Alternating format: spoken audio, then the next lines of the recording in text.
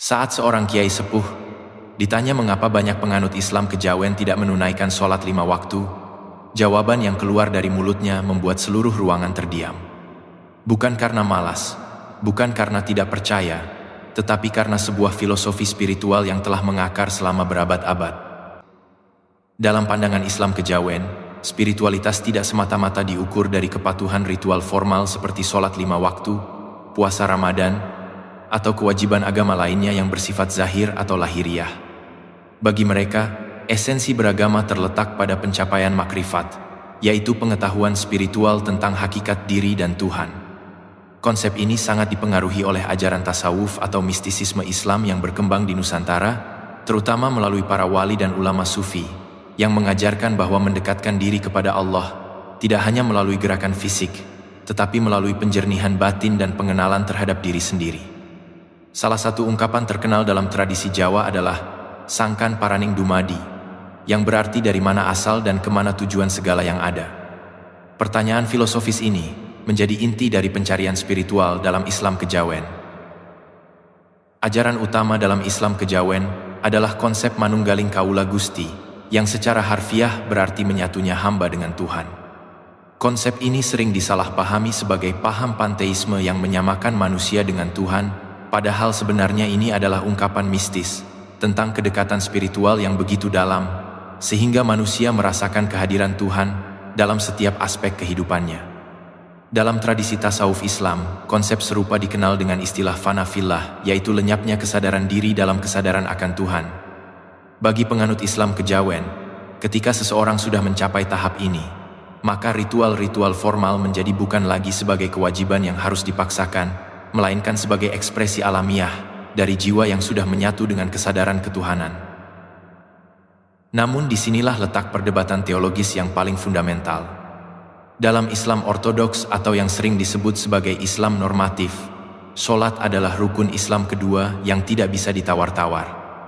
Rasulullah SAW bersabda bahwa sholat adalah tiang agama. Siapa yang menegakkannya berarti menegakkan agama, dan siapa yang meninggalkannya berarti meruntuhkan agama. Perintah sholat juga disebutkan berkali-kali dalam Al-Quran dengan berbagai bentuk perintah yang tegas, seperti dalam surah Al-Baqarah ayat 43, yang artinya, dan dirikanlah sholat, tunaikanlah zakat, dan rukuklah beserta orang-orang yang rukuk. Tidak ada pengecualian dalam ayat-ayat tersebut yang membolehkan seseorang meninggalkan sholat, hanya karena merasa sudah mencapai tingkat spiritual tertentu. Para ulama sepanjang sejarah Islam telah sepakat bahwa sholat adalah ibadah wajib yang tidak gugur, kecuali dalam kondisi-kondisi tertentu yang sangat spesifik, seperti sedang haid bagi perempuan, atau dalam keadaan gila permanen. Bahkan orang sakit yang tidak bisa berdiri tetap wajib sholat dengan cara duduk, dan jika tidak bisa duduk maka dengan berbaring, bahkan jika hanya bisa dengan isyarat mata sekalipun. Ini menunjukkan betapa pentingnya posisi sholat dalam Islam. Oleh karena itu, banyak ulama yang mengkritik keras praktik Islam kejawen yang meninggalkan sholat dengan dalih sudah mencapai tingkat spiritual tertentu. Mereka berpendapat bahwa tidak ada manusia yang bisa mengklaim dirinya sudah mencapai tingkat spiritual yang lebih tinggi daripada para nabi dan rasul, padahal para nabi sendiri tetap menjalankan sholat dengan penuh kekhusyukan. Jika kita melihat sejarah Islam kejawen, akar dari pemikiran ini sebenarnya bisa dilacak dari ajaran-ajaran mistis yang berkembang di kalangan para wali dan penyebar Islam awal di Jawa. Sunan Kalijaga, salah satu tokoh wali Songo yang paling terkenal, dikenal sebagai sosok yang menggunakan pendekatan kultural dalam berdakwah. Dia menciptakan berbagai bentuk seni dan budaya seperti wayang kulit, gamelan, dan tembang-tembang yang syarat dengan nilai-nilai Islam, namun dikemas dalam bahasa dan simbol Jawa. Pendekatan ini memang sangat efektif untuk menarik masyarakat Jawa yang pada saat itu masih kental dengan tradisi Hindu-Buddha untuk memeluk Islam. Namun, pendekatan ini juga membuka ruang bagi interpretasi-interpretasi yang lebih lentur terhadap ajaran Islam. Dalam perkembangannya, muncul berbagai aliran kebatinan Jawa yang mengklaim diri mereka sebagai bagian dari Islam, namun memiliki praktik-praktik yang berbeda dari mainstream Islam. Salah satunya adalah aliran Pangestu, Subud, Saptadharma, dan masih banyak lagi. Meskipun tidak semua aliran ini secara eksplisit meninggalkan sholat, Namun banyak di antara mereka yang menempatkan ritual kebatinan atau meditasi spiritual sebagai prioritas utama, sementara sholat dianggap sebagai ritual tambahan yang bersifat opsional. Mereka percaya bahwa yang terpenting adalah ngelakoni atau menjalankan laku spiritual yang membersihkan hati dan pikiran, bukan sekadar menjalankan gerakan fisik sholat yang dilakukan tanpa kesadaran penuh. Salah satu konsep yang sering dijadikan justifikasi adalah konsep sembahyang batin atau sholat hati. Menurut pemahaman ini, sholat sejati bukanlah gerakan fisik yang dilakukan 5 kali sehari, melainkan kondisi batin yang selalu ingat kepada Tuhan setiap saat. Mereka mengutip berbagai hadits dan ayat Al-Quran yang menekankan pentingnya keikhlasan dan kehadiran hati dalam ibadah. Misalnya, hadits yang menyebutkan bahwa banyak orang yang sholat namun tidak mendapatkan apa-apa dari sholatnya kecuali rasa lelah dan kantuk. Atau ayat Al-Quran dalam surah Al-Maun yang mencela orang-orang yang sholat namun lalai dari sholatnya, yang ditafsirkan sebagai kritik terhadap sholat yang dilakukan tanpa kesadaran spiritual. Namun, para ulama ortodoks membantah interpretasi ini dengan mengatakan bahwa ayat dan hadits tersebut sama sekali bukan bermaksud untuk menghapuskan kewajiban sholat fisik, melainkan justru menekankan pentingnya sholat yang dilakukan dengan penuh kekhusyukan. Kesempurnaan sholat memang terletak pada kehadiran hati dan jiwa, namun bukan berarti gerakan fisiknya bisa ditinggalkan. Justru, Islam mengajarkan kesatuan antara lahir dan batin, antara fisik dan spiritual.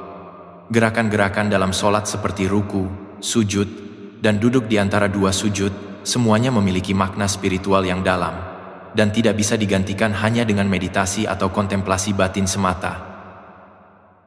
Menariknya, jika kita menganalisis dari perspektif sosiologis, fenomena Islam kejawen dan peninggalan sholat ini juga tidak bisa dilepaskan dari konteks sosial dan politik di Jawa. Pada masa penjajahan Belanda, pemerintah kolonial cenderung lebih toleran terhadap bentuk-bentuk Islam yang dianggap lebih halus dan tidak radikal, termasuk Islam kejawen dengan tradisi kebatinannya. Sebaliknya, mereka lebih waspada terhadap gerakan-gerakan Islam Puritan yang dianggap bisa mengancam stabilitas kolonial. Hal ini membuat Islam kejawen berkembang dengan relatif bebas, terutama di kalangan priai atau bangsawan Jawa yang memiliki akses terhadap pendidikan dan kekuasaan. Sementara itu, Islam santri yang lebih menekankan pada ritual formal dan hukum syariat lebih berkembang di kalangan masyarakat pesisir dan pedagang. Perbedaan ini kemudian menciptakan semacam dikotomi sosial antara kelompok abangan dan santri, sebagaimana yang dianalisis oleh antropolog Clifford Geertz dalam karyanya yang terkenal berjudul The Religion of Java. Menurut Geertz, masyarakat Jawa terbagi menjadi 3 kelompok: santri yang menjalankan Islam secara ketat, priai yang menganut Islam kejawen, dan abangan yang lebih dekat dengan animisme dan tradisi pra-Islam. Meskipun teori ini kemudian banyak dikritik karena dianggap terlalu menyederhanakan realitas yang kompleks, namun tidak bisa dipungkiri bahwa memang ada perbedaan pendekatan keberagamaan di kalangan masyarakat Jawa. Dalam praktiknya, banyak penganut Islam kejawen yang tidak meninggalkan sholat sepenuhnya, namun menjalankannya dengan cara dan pemahaman yang berbeda. Ada yang tetap sholat 5 waktu, namun juga menjalankan ritual kebatinan seperti meditasi, puasa mutih, atau tirakat spiritual lainnya. Ada juga yang hanya sholat pada waktu-waktu tertentu yang dianggap memiliki kekuatan spiritual lebih besar, seperti sholat Jumat atau sholat malam. 5. Dan memang ada sebagian yang sama sekali meninggalkan sholat dengan keyakinan bahwa mereka telah menjalankan sholat sejati melalui laku kebatinan mereka. Salah satu praktik spiritual yang sangat populer di kalangan penganut Islam kejawen adalah laku prihatin atau tirakat. Ini bisa berupa puasa mutih, yang hanya makan nasi putih dan air putih selama periode tertentu, puasa ngrowot yang tidak makan nasi, atau bahkan puasa total tanpa makan dan minum selama beberapa hari. Tujuan dari laku-laku ini adalah untuk membersihkan diri dari nafsu duniawi dan mencapai kesadaran spiritual yang lebih tinggi. Bagi mereka, penderitaan fisik melalui puasa dan tirakat adalah bentuk ibadah yang lebih tinggi daripada ritual-ritual formal yang dilakukan tanpa kesungguhan batin. Namun sekali lagi, para ulama mengingatkan bahwa Islam tidak mengajarkan penyiksaan diri yang berlebihan. Rasulullah SAW sendiri melarang umatnya untuk melakukan rahbaniyah atau monastisisme yang ekstrem. Ada sebuah hadits yang menceritakan tentang 3 orang sahabat yang bersumpah akan melakukan ibadah secara ekstrem. Satu akan sholat malam setiap malam tanpa tidur, satu akan puasa terus-menerus tanpa berbuka, dan satu lagi akan menjauhi pernikahan. Ketika Rasulullah mendengar hal ini, beliau marah dan bersabda bahwa beliau sendiri kadang puasa dan kadang berbuka, kadang sholat malam dan kadang tidur, dan beliau juga menikah, dan barang siapa yang benci dengan sunnahnya, maka bukan termasuk golongannya.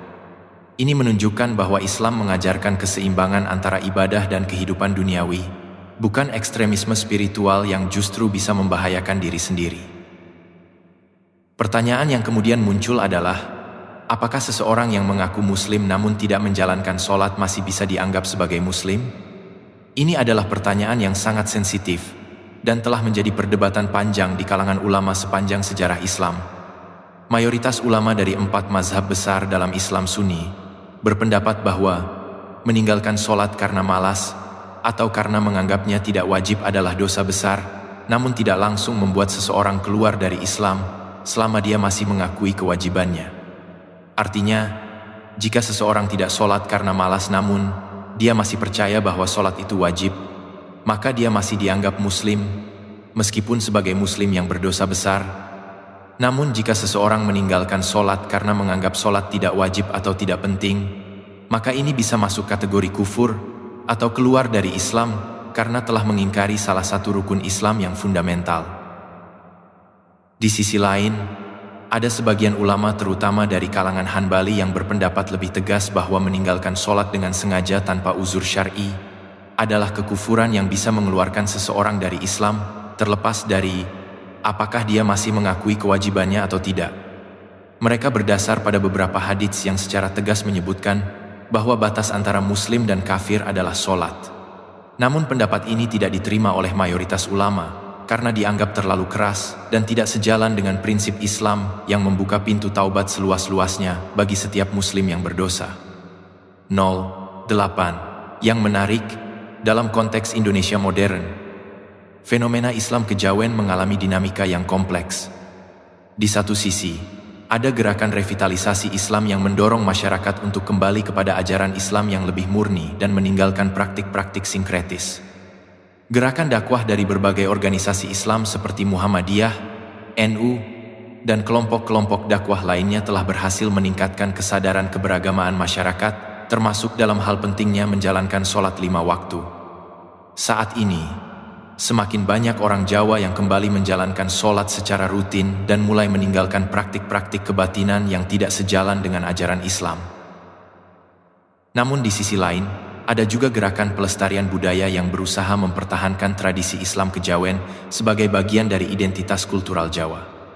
Mereka berpendapat bahwa Islam kejawen adalah bentuk kearifan lokal yang harus dihormati dan dilestarikan karena merupakan hasil dialog panjang antara ajaran Islam dengan budaya Jawa.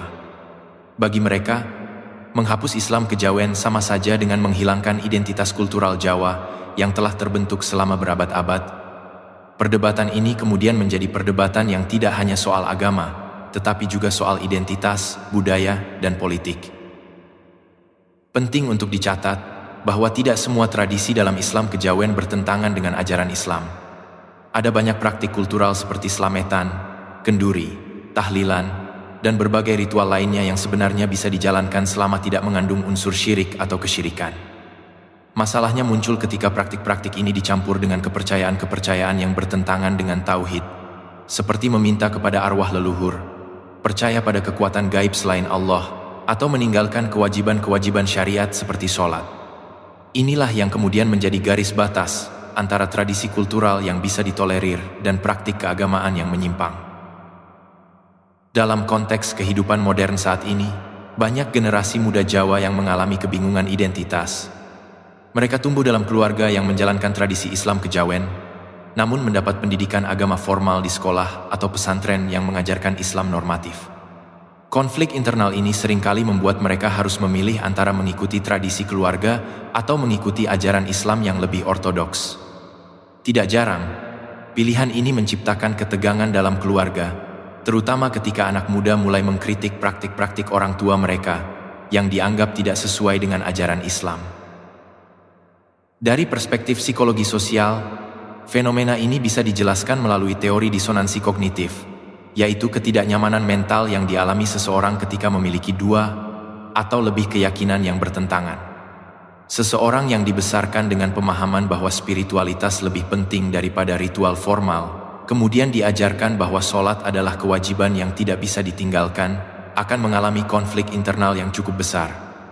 Untuk mengatasi disonansi ini, ada yang memilih untuk sepenuhnya meninggalkan tradisi lama dan mengikuti ajaran Islam yang lebih normatif, ada yang tetap mempertahankan tradisi sambil mencoba mencari justifikasi teologis, dan ada juga yang memilih jalan tengah, dengan menjalankan keduanya secara bersamaan. Solusi yang ditawarkan oleh banyak ulama kontemporer adalah pendekatan yang bijaksana dan bertahap.